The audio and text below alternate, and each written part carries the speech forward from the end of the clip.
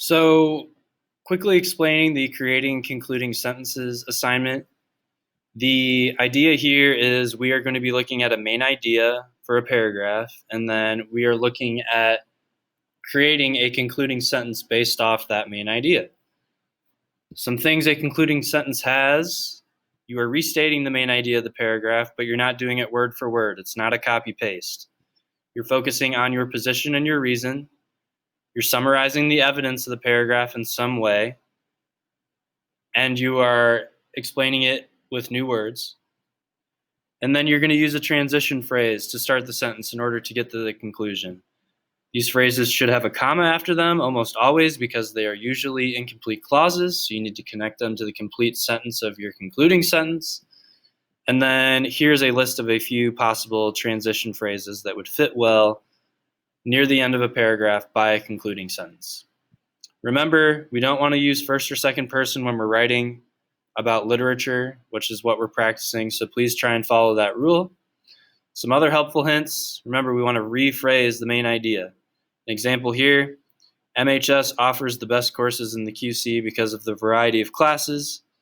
So one way that you could reword this into a good concluding sentence, we throw on a transition phrase, in this case clearly, and then we are rewording our main idea. The same thought here, but saying it in a different way.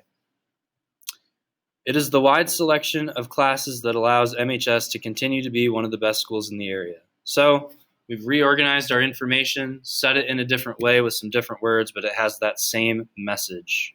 So we're driving that idea home before we move on to something else later on in our paper.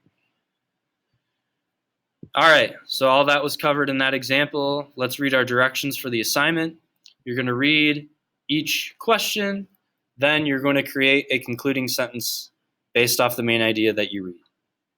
Be sure to follow the guidelines for a strong concluding sentence by starting with a transition word or phrase, connecting it to a concluding sentence with a comma, and then rewording the main idea to highlight the same ideas, but by saying it in a different way to create an effective concluding sentence. Let's take a look at an example. In red, the main idea: babies develop language skills easily, especially if parents help that development. Our conclusion, or our concluding sentence here, we're using a transition phrase. In the end, for instance, babies can gain better language skills due to the help of their parents. So, talking about our language skills, developing, gaining, strengthening, and we're talking about the help of their parents. So we have the words organized in a different way, but we're saying something different. Little description of how I thought through this. I added a transition phrase at the beginning and connected it to the sentence using a comma. Then I talked about the same idea of increasing baby language skills, but explained the same idea with different words. This way, I'm reinforcing the main idea, but not copying the exact thing I said earlier. So I want you to give it a try. You have 5 questions to answer. All you need to do is write the concluding sentence. You do not need to write your thought process through it, although it might be helpful to think about it. If you have any questions,